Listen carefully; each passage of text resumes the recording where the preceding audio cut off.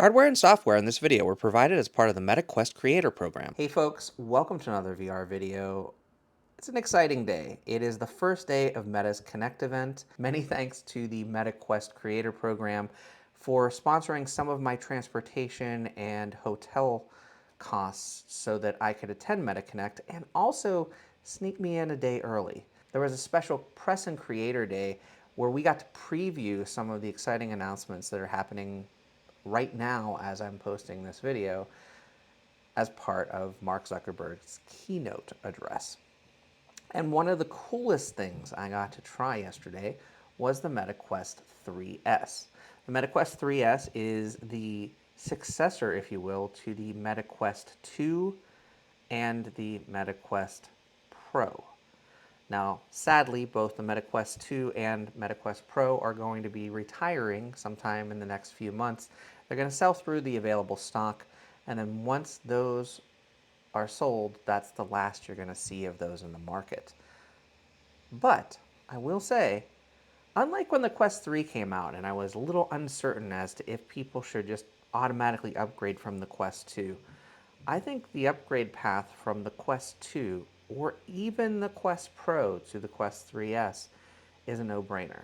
The Quest 3S uses Fresnel lenses similar to the Quest 2, but it's a really well put together device. I used it with a soft strap with a new breathable facial interface. I have not had the opportunity to use the Quest 3S with the stock facial interface that comes on the device itself when it ships. But the breathable interface was very comfortable. It gave me a little bit of almost a mesh right here, right kind of in front of my eyes, so that you can actually turn your eye and see a little bit out your peripheral through a mesh. So it's not taking you out of the immersion. It's allowing you, though, to see a little bit of your surroundings around you. I was talking to someone as I was doing the demos, and as I was talking to her, I could actually see her sort of through this mesh, which was really cool. And that was without being in mixed reality. At the time, I think I was playing Just Dance, and I could just kind of go like that, and I could see her, which was really cool as part of the facial interface. And it doesn't detract from light bleed or things of that nature because it's isolating it down so that there's no light bleed. It's also very comfortable. It's removing that sweat factor. And I do want to say, when I was doing this demo, the demo pods for Quest 3S at MetaConnect are basically temporary buildings on the Meta campus that are being fit specifically to do these demos. So it was really, really warm. It was around 90 degrees Fahrenheit when I was doing these demos, and my face wasn't covered in sweat when I was done. That was after around 45 to 50 minutes of time in the headset. So that's a testament to the design of that breathable fabric facial interface. The breathable facial interface has a separate cost of $39.99 US. I got to try out several cool experiences. One was actually a Dolby Atmos demo, and Dolby Atmos is supported at least on the Quest 3S. One of the people handling the demos mentioned that it may be an exclusive feature of the Quest 3S, meaning something that's not on the Quest 3. I don't know if that's actually true or not, but it was debuted at least for me on the Quest 3S, and it worked really well. You have that spatial effect of Dolby Atmos sound. I did a web-based demo just using a browser, and it had different lights that would show up in different directions on the screen, and you could hear that surround around you, which worked really well, honestly. But I am interested to see if this is indeed exclusive to the Quest 3S. That would set something apart from its predecessor, the higher end Quest 3. The resolution is lesser with the Quest 3S, but while I was using it, I could not tell the difference between the Quest 3 and the Quest 3S. Now, if I use the Quest 3S and then I use the Quest 3 afterward, maybe I'd see a little bit of a difference in the resolution. But this is the sweet spot in a headset, honestly. The next thing I got to try was the huge new release that's coming from Meta's Camouflage Studio, Batman Arkham Shadow. It is very similar to an Arkham console game, but with the physicality of virtual reality. What that means, though, is you're trying to chain together combos and trying to hit specific spots, and kind of like a quick time event, if you will, in a console or a PC game. And that's something that even playing console and PC games I've always struggled with. It is a fun game. You do feel like you are the Caped Crusader. You're holding onto your cape to glide. You're throwing batarangs to hit things. You're using a grappling hook. You're bashing enemies. You're even kind of kicking them downstairs. I kicked one of the enemies downstairs, and it worked really well, and it's very immersive and very comfortable to play. The way that the game worked, at least in the demo settings, it had the comfort vignetting happening at a very fast pace, so it wasn't taking you out of the game. And I'm also excited that this is going to be an intro for some new folks to virtual reality, because when the game launches on October 22nd through April 2025, if you purchase a Quest 3 or Quest 3S device, the game comes bundled for free.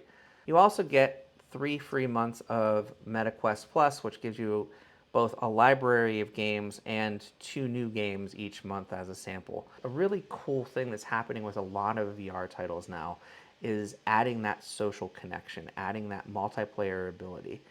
So you're either able to play with your friends or possibly make new friends. I also got to make a new friend also named Benny, playing the upcoming Supernatural update, Supernatural Together. We got to play through a Chappell Rowan song, Hot to Go, in case you were wondering, in Supernatural Together. And it's not a photorealistic avatar. It's not using the meta avatars. It's just kind of this really cool cascade of almost energetic colors for each of the players. So Benny was kind of that colorful blob off to the side, and we got to play through the song. And the way that Supernatural Together works, and I don't unfortunately know how the standard version of the game works for single player, but when you're playing together, you're trying to hit the notes. You're trying to make things work using powerful moves and exercising. That's the hidden benefit of playing games like Supernatural, is the exercise and fitness part. But the incentive that you get is if you get enough notes for each of the sections of the song, it closes a ring. And if you get 3 of the rings, at least in the Chappell Rowan song, it may be more or less depending on the song or experience, you get a victory tunnel, which gives you even more of a challenge, but it's also almost like a celebration, like the victory lap. And I thought that was really cool to share that experience with Benny. It was a very fun, fast-paced, energetic game. It is probably, like I said, not any different than the experience that you'd have in Supernatural today. I haven't played with Supernatural for a long time, but this is definitely something that will make me pick that back up again and try it in the future. Because again, you're making a connection with a person. One of the things I actually really liked about it is you can either have voice chat on or off for both yourself and the other people that you're playing with. And I believe it supports up to 3 players. In this particular experience, it was just the 2 of us connecting together. It worked very well. I was in the headset for around 45 minutes, and I have no complaints. The mixed reality pass-through on the headset is fantastic, particularly knowing that this is a lower end, more cost-efficient model of the Quest 3 line. It's no longer a smeary black and white image like the Quest 2. It doesn't have that black and white to color artifacting that the Quest Pro had. It's very similar in a lot of ways to the Quest 3. I didn't spend enough time in pass-through to really compare the 2 side by side, and I didn't have access to a Quest 3, but I will say it gives you at least a comparable experience. And it's full color, and you can see the environment blending in with the immersive objects, and that's the key to a good mixed reality experience. This headset delivered, and the Quest 3S does so at a price point that is fantastic. $299.99 US for the 128 gigabyte model, If you need additional storage, 256 gigabyte model is $100 more at $399.99. And if you're looking for a higher resolution experience, it says on the tin better graphics, but I really can't tell the difference, at least without going side by side. 512 gigabyte Quest 3 is $499.99 US at this point. So all three, honestly, are good values. I probably would save the money and go with the Quest 3S and maybe add some games or some accessories. That breathable facial interface was amazing, and it's going to be retailing at under $40, $39.99. There's also a new compact charging dock, which I think is going to be essential for me for travel in the future, for the Touch Plus controllers, which are the same controllers on both the Quest 3 and Quest 3S. It comes with the rechargeable batteries to put into the controllers. It's a much more portable device than the current charging dock. I also really liked the compact travel case for the Quest 3S. It also works with the Quest 3 with a soft strap. It will not work with a Elite strap or other alternative straps that use that kind of hard style strap. But it's small enough that you can put that in a carry-on bag easily, or carry it with you wherever you go and travel. And if you're using the Quest 3 on a train, a plane, or in a car, you're probably going to use a soft strap anyway because your head's going to be against a headrest. So for travel, I think the compact case is going to be really good. The Quest 3 also has a brand new open facial interface. I did not get the opportunity to try it because, again, strangely enough, no Quest 3 on campus for demos. But it is exclusive to the Quest 3. It will not fit on the Quest 3S.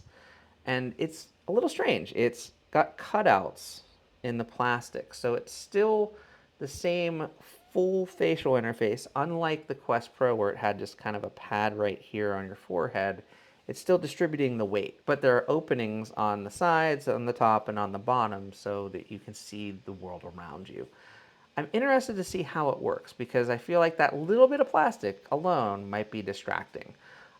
It probably would work great for things like productivity where you're trying to see a keyboard. You can just look down and see the keyboard and see the full keyboard exposed.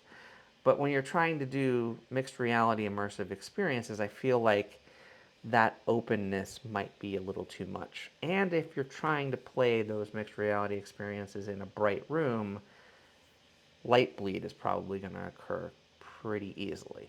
So I can't really say anything other than it exists. That facial interface is going to also be $39.99, the same cost as the breathable facial interface, which I believe is exclusive to the Quest 3S.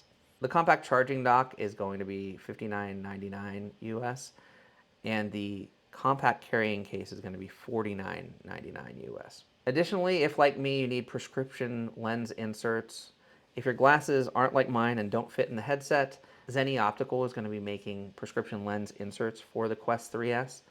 Those do also fit the Quest 2 because the Fresnel lenses in the Quest 3S are the same size as the Quest 2 lenses.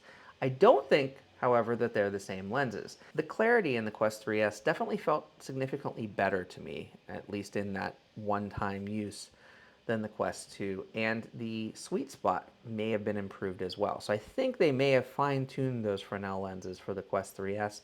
That's unofficial word from me because I have not had the opportunity to compare and contrast, but it definitely felt that way in the experience that I had in the demo. When the Quest 3S launches next month, it will be almost 4 full years after the Quest 2. It's hard to believe, honestly, that the Quest 2 released back in 2020. And while those 4 years have passed and the technology has improved, the games, the apps, the experiences have also matured, both with the Quest 2 and the Quest 3 series. And I'm excited to see now that the Quest 2 is going to be slowly phased out, what happens. Because the Quest 3 and Quest 3S share the same second generation Snapdragon XR2 processor, whereas the Quest 2 was using an older generation processor. So this will give developers and consumers the ability to see improved results. You won't have to have Quest 3 and Quest 3S enhancements. as they slowly reduce the market down on the Quest 2, you'll be able to have games that are marketed and targeted specifically for that processor. And I think that's going to improve things tremendously. So I hope you enjoyed this video. This was just my early thoughts on the Quest 3S. Stay tuned. I might have some other announcements throughout the week for MetaConnect. Again, many thanks to the folks at the MetaQuest Creator Program for bringing me out to MetaConnect. I've had a great time so far. I'm connecting with my fellow creators and developers and the folks at Meta making these exciting new products. I'll be back with more content soon. Until next time, get out there and enjoy some VR for yourself, and thanks for watching. Bye-bye now.